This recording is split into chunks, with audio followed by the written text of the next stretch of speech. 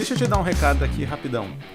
Você sabe, talvez se você acompanha esse canal, se me acompanha lá no Instagram, que eu trabalho fazendo mangás por encomenda, ilustrando mangás para outros autores, né? Pessoas que às vezes não aprenderam desenho ainda ou não estão satisfeitos com o seu desenho, querem fazer o seu mangá e me contratam como ilustrador para fazer esses mangás. Um dos mangás que eu faço por encomenda, chamado The Legend of Sparks, está atualmente em campanha no Catarse e você pode apoiar e adquirir o seu na descrição aqui do vídeo. E vê aqui como é simples fazer o seu apoio. E eu vou aqui garantir o meu. Vamos lá. Eu quero aqui o volume impresso. Exemplar impresso, marcador de página e nome nos agradecimentos, pacote 2. Apoio completo aqui. Está feito o meu apoio, faça o seu também. Então só ir aqui no link da descrição, você vai abrir lá a campanha do Catarse, você pode fazer o seu apoio lá para poder adquirir e ter um mangá que é um dos mangás que eu faço por encomenda, então tem arte minha e o roteiro do autor Arlen dos Reis, link aqui na descrição. O nome da primeira sinopse aqui é Destino Negro. Wendell Roth, eu não sei como é que se lê o nome desse personagem. Wendell Roth, 22 anos, pragmático, inteligente e um tanto egoísta, trabalha no DIE. É uma sigla para Departamento de Investigação Especial. Bem vago. Onde lidam com casos e pessoas sobrenaturais.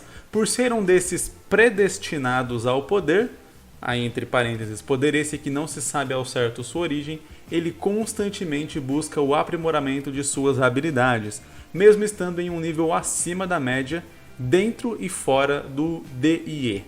Traumatizado por presenciar o assassinato de seus pais e em seguida o sequestro de Sarah, sua irmã mais nova, Wendell constantemente se pergunta como e por que só ele sobreviveu e também por qual motivo raptaram a sua irmã. Pelo que eu entendi, a gente não vai acompanhar o processo do Wendell entrando nessa DIE, mas sim ele já lá dentro, né? Então é uma história que já começa ali a partir de um ponto um pouco mais avançado. Se a gente estiver trabalhando um one shot aqui, eu acho que pode ser até realmente interessante a gente trabalhar essa história, já que o objetivo principal ali que eu consigo, pelo menos o mais próximo que eu consigo chegar de um objetivo principal dessa história aqui, é o Wendell encontrar a irmã, né, achar pistas pelo menos da irmã e tal, e aí do assassinato dos pais, esse tipo de coisa. Então a gente já começar a história já de um ponto de partida onde ele está investigando uma pista forte. Então é aquele negócio, né? Quando a gente vai contar uma história, uma pergunta que o autor pode se fazer é por que eu estou contando essa história? E aí a pergunta é dentro do próprio universo do mangá que você está criando e não necessariamente fora. Por que eu estou contando essa história? Você fala, porque eu quero, porque eu tive essa ideia e eu tive vontade de contar e vai ser legal.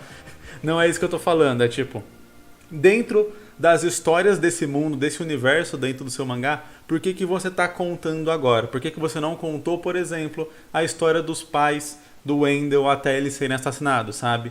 Você está contando essa história aqui porque aconteceu alguma coisa aqui que vale a pena ser contado. Então, o Wendell, ele, sei lá, achou agora, finalmente, depois de muito tempo ali na DIE, achou uma pista que vai talvez levar de fato até a irmã dele. Então a gente começa a história desse ponto, porque esse é o ponto de quebra ali da rotina, de quebra do status quo, de quebra do padrão. Então o padrão era o quê? O Wendell treina os seus poderes e vai fazendo as missões ali do DIE, etc. Trabalho normal, enquanto isso ele vai tentando buscar mais sobre a irmã dele. Essa é a rotina, esse é o mundo comum do Wendell, né? Usando aqui como base a jornada do herói, que trabalha exatamente com qual história que a gente vai contar, o que geralmente acontece numa história. Ela é uma quebra de uma rotina. Então você está vivendo uma coisa normal, de repente acontece algo diferente, e esse algo diferente é o que induz a trama que vai ser abordada naquela história. Então é a quebra da rotina, é a quebra do mundo comum,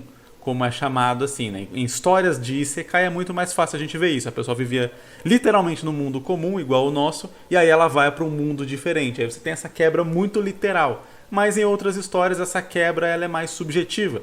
Então é o Wendell que estava ali vivendo a vida dele, e aí de repente ele acha uma pista, agora sim essa pista, uma pista quente, para achar a irmã dele, e a partir dali a gente inicia a história. Então a gente vai muito mais direto ao ponto. E detalhes como onde ele conseguiu essa pista, quem era a irmã dele, como que foi o processo de entrada nele do D&E, a gente vai abordando ao longo da história. Seja com flashbacks, seja com algumas falas ou outras conversas ali que são meio descompromissadas no meio da trama, mas que acabam cumprindo esse propósito de aprofundar na história, na lore, ali na mitologia da própria história, né?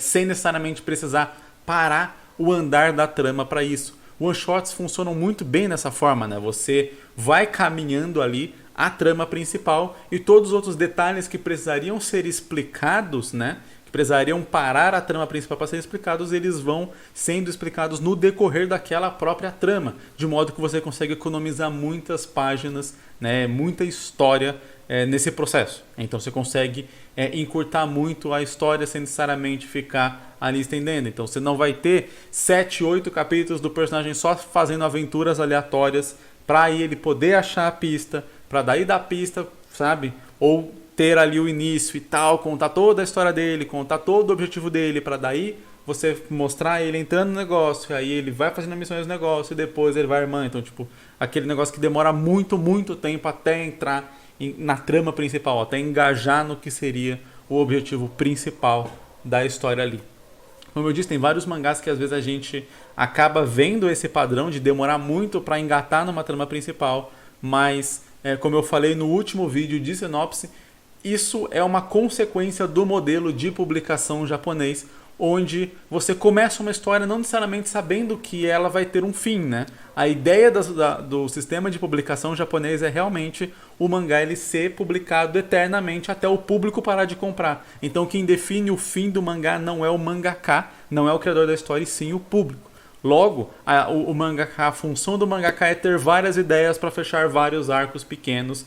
E aí, para manter o leitor engajado num termo um pouco mais longo, aí sim se cria uma trama principal, né? Toda a história ela vai rumando para uma trama principal, mas muitas vezes em vários mangás essa trama principal nem é fechada porque o mangá é cancelado antes de dar tempo de fechar essa trama principal. Ou ela é fechada de forma abrupta exatamente porque ele foi cancelado e aí o autor teve que correr com tudo aquilo que ele estava construindo para entregar tudo ali às pressas nos últimos capítulos que deram para ele, né? Geralmente a notícia chega tipo coisa de 1, 2 meses antes e fala, ó, você tem 5 capítulos para terminar seu história, para terminar o seu mangá, se vira aí. E aí em 5 capítulos ele tem que encerrar, não importa onde ele tá, ele tem que encerrar ali. E aí acaba ficando com os finais meio xoxo, um final meio capenga e tal, coisas que a gente não precisa passar no Brasil, porque a gente tem sim a possibilidade de fazer uma história com começo, meio e fim certinho, planejado e delimitado. Os poucos mangás que fizeram isso foram de autores que tiveram um pulso muito firme de dizer, não importa se está sendo popular, eu vou terminar aqui. Claro que mesmo esses autores, se não tivesse sendo popular, eles teriam que ter terminado antes. E aí aquele plano não funcionaria. Como eu disse, são as mazelas do próprio sistema japonês.